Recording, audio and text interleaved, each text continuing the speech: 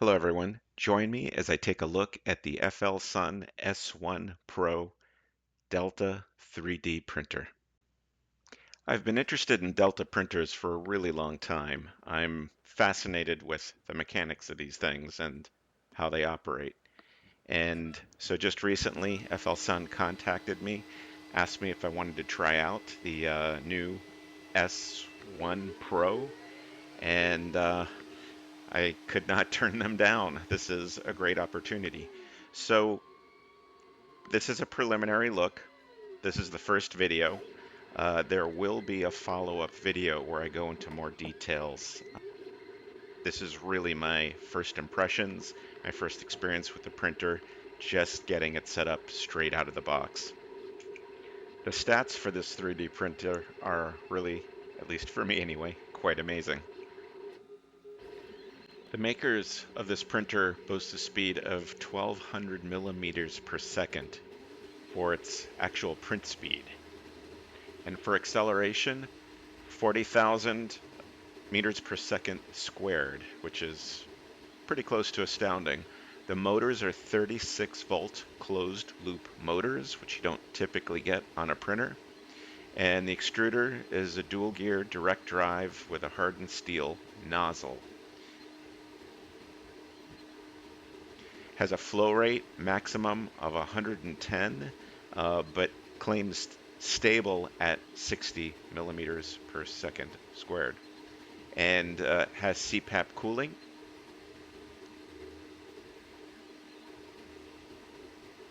The bed is 320 millimeters around, but it has two heat zones, one at 220 and the other one goes all the way out to the 330. It has a print volume of 320 by 383 high, and the frame is full metal. I really needed a person to help me move this thing. It's heavy. Has a HEPA air filter. Keeps fumes at bay.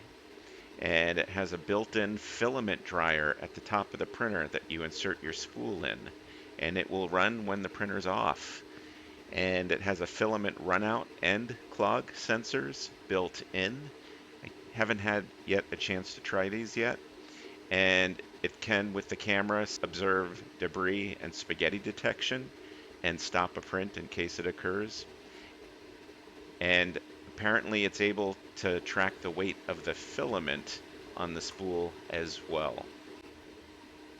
LED chamber lighting is already built into the printing compartment. And it has a high-def camera already installed in the corner of the printer.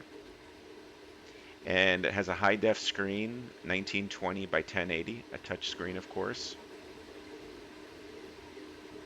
And it has a 4-core ARM A7, 1.5 gigahertz, and it has a built-in NPU that can handle 2 tops. 2 tops are 2 trillions of operations per second, which is what the built-in neural processing unit, the NPU, is capable of handling, which is great for AI. It also has 16 gigs of eMMC storage on the CPU, and this is really good because, one, it's a lot faster than a standard SD card. It's also a whole lot more durable as well. And so there's no need for an SD card on this machine at all. And finally, in case the power gets cut off, it has an automatic resume on power on. All the electronics is already installed in this 3D printer, which is great. And also, if you're wondering, although it doesn't necessarily look like it when you're looking at the screen, this system runs on Clipper. And I'll show you a little bit later in the video how you can access the screen. But before we do that, we're going to finish this, take a look at the benchy, and then from there, I'll show you what was required to get the system up and running. When I recorded this video, I thought 8 minutes would go by really quick, but watching the video, it takes longer than I expected. So The time that you see on my smartphone is accurate, but if you pay attention throughout different parts of the video, you'll see that time speed up and then go back to normal time. Throughout the video, I have sped up parts of this clip to make it a lot more interesting in terms of waiting until the end of when benchy gets completed. 8 minutes is a staggeringly fast time, especially for a printer straight from the factory. Again, I have done no tuning to this printer at all. I turned it on and basically just started printing. So far, so good. Great printer.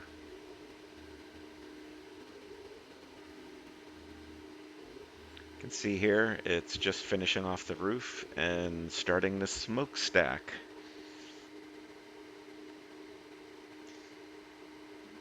The printer itself is fairly quiet, even though the acceleration is really high, but that CPAP blower definitely makes some noise. The performance is worth it.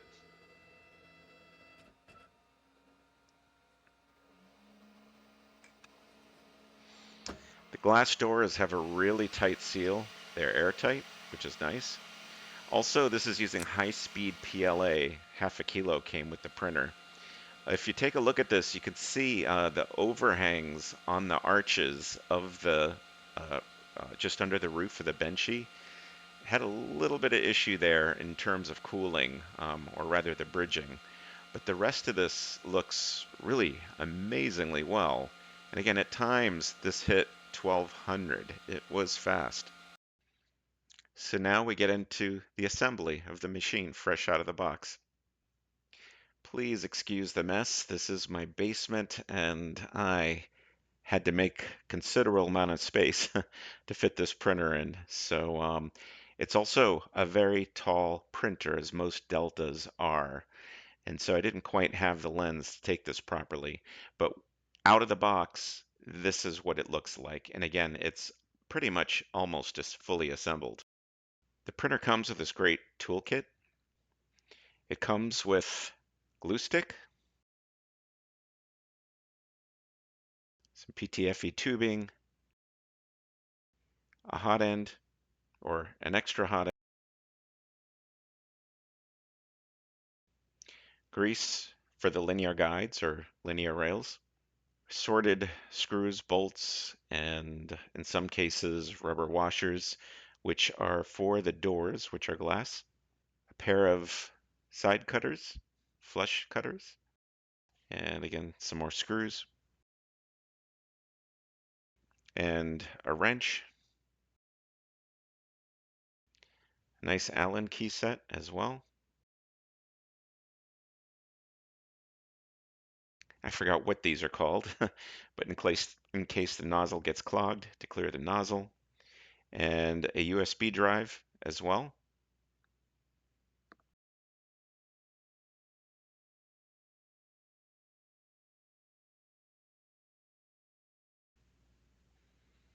And then the touchscreen control panel and USB ports. Then a couple of door handles for the glass doors on the front of the 3D printer. Then an optical sensor. I am not sure where this goes as of yet. And of course the prerequisite power cord. And then half a kilo of high-speed PLA, which will be my first time ever using this type of filament. Here I'm looking at the top of the 3D printer with the built-in spool holder along with the dehumidifier. Here we have a packet of silica gel. I'm going to put this back a little bit later, but again, it's just a simple box filled with silica gel with some mesh. For now, I'm just going to leave it sitting right here. So next, I need to install the glass doors. And as you can see, there's two hinges here. What's hard to see is there's a rubber seal all the way around, and on the right side of where this door fits, there's a magnet. That magnet helps align this. Make sure you seat this in nicely and make sure the magnet is holding as it should. And again, it's a pretty tight seal. This isn't a door that's just going to simply close on its own. It really is airtight. So you'll actually have to push on it a little bit just to make sure this is all aligned. And here you see I'm putting in the screws. The screws have a set of rubber washers or silicone washers, I assume, that also go into the door as well. Once that's done, it's time to insert the lower glass door. Notice in this case, I decided to screw the handle on first, thinking it might make it a little bit easier. You will have to screw it in on both doors. There's almost like a sandblasted, a rough edge. That edge goes up against the silicone seal around the door. And again, remember there's a magnet on the right side, and it's actually quite strong. And again, this is also an airtight seal like the one above. Once you push it in and with the magnet, the store will pretty much stay by itself, which is kind of nice when you're trying to put the screws in. That said, please be real careful. It is glass, it'll break. Also, I apologize for my lighting here, just these bright, super bright whites, as well as my fingerprints, and there's also some tape residue which needs to be cleaned off a little bit later as well. Once the doors are done, we need to take these clamps off the belts, and they simply pull right off. They're seen these on clothing before. I'm sorry about the focus, but they come off really easy. By the way, these belts are 9mm belts, GT2 belts, and the rails are 15mm linear guides. These are huge rails, really strong, really stiff, really sturdy. Great stuff. Next, we need to install the screen and the control panel, and we need all these cables down here, and they are tie wrapped for shipment, and so we need to take these off. The cables and the sockets on the back of the screen are clearly labeled. They're actually numbered. And it's really just two USB cables plus some type of parallel cable. You can see I kind of pull these out a little bit earlier to give myself a little more space to get my hand in. So now, of course, I'm struggling a little bit to shove them back in. But still, you can see the plastic top tabs with the heat set inserts. These slip right in, and then there's a small set of screws that you can use to put these in. And then get the second screw and make sure both of these are tight. And then of course there's two more longer screws to put on the bottom. And here it's a little bit easier to see the two screw holes on the bottom for the longer M3 screws.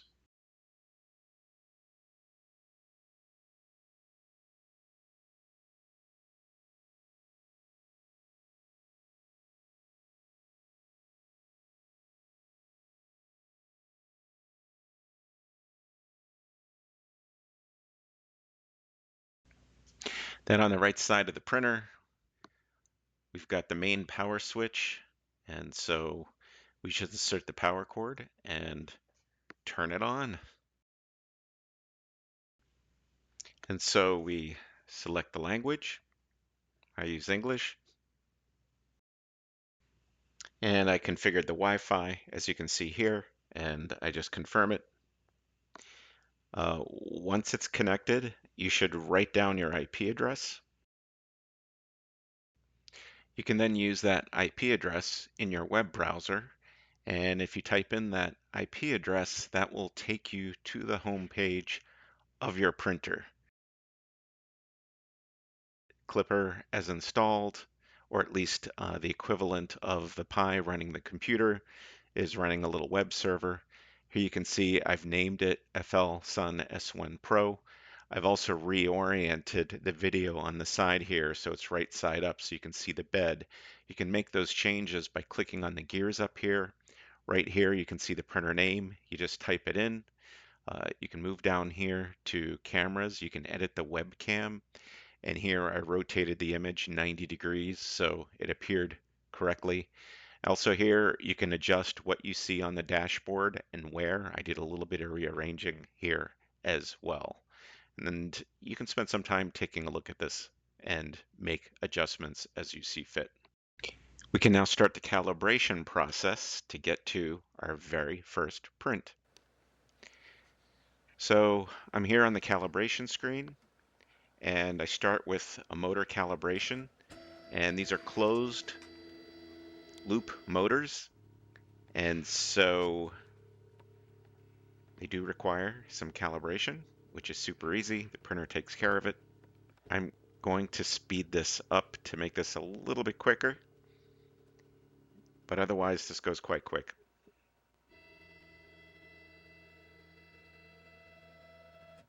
Then does the vibration compensation, or resonance testing, as it might be known for Clipper.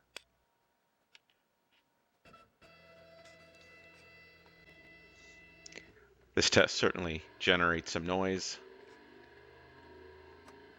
and it actually runs on its own twice, one for x-axis, the other for y-axis. You can hear it shaking the print head along x, and then once it's done it'll do y. I'm speeding this up because frankly this isn't all that interesting to see, but rest assured this takes a little bit of time.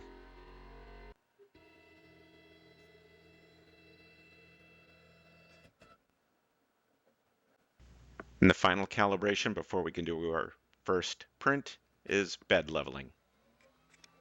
And it's going to wait until the bed heats up to the proper temperature. So this takes a little while. Again, I'm speeding this up greatly.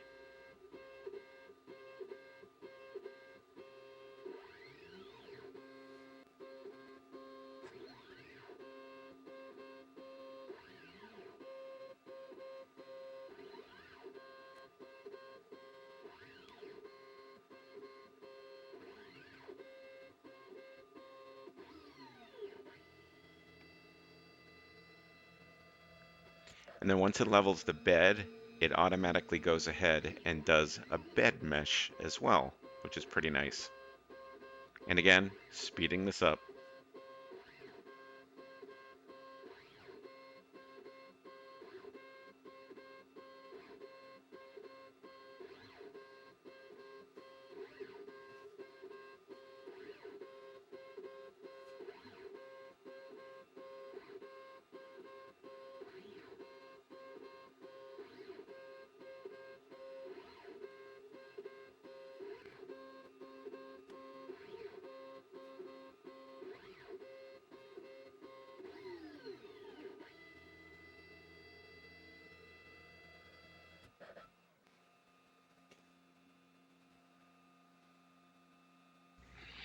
And now we can run our first print.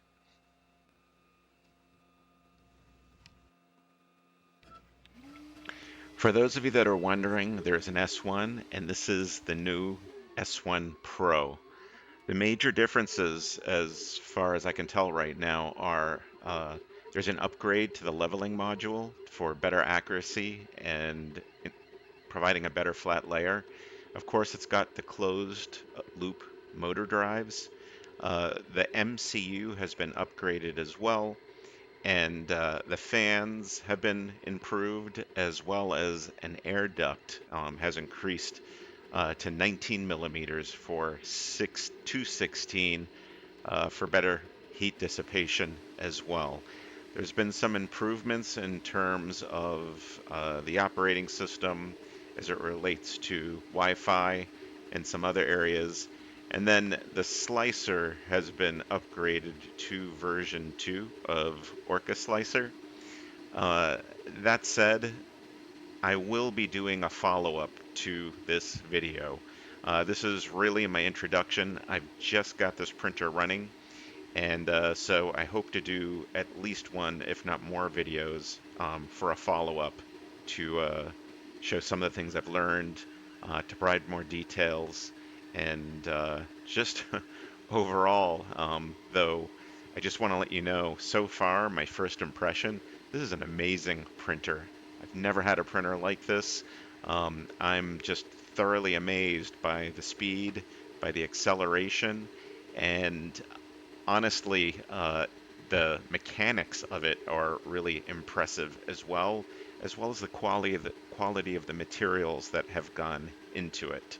Um, so far, I'm enjoying it, and I'm looking forward doing a lot more with this printer. And again, there will be some follow-up videos. And thank you very much for watching. Please hit subscribe, and also take a look at the description of this video where I've placed some links that you should go and take a look at. And thank you very much. Thank you for your time.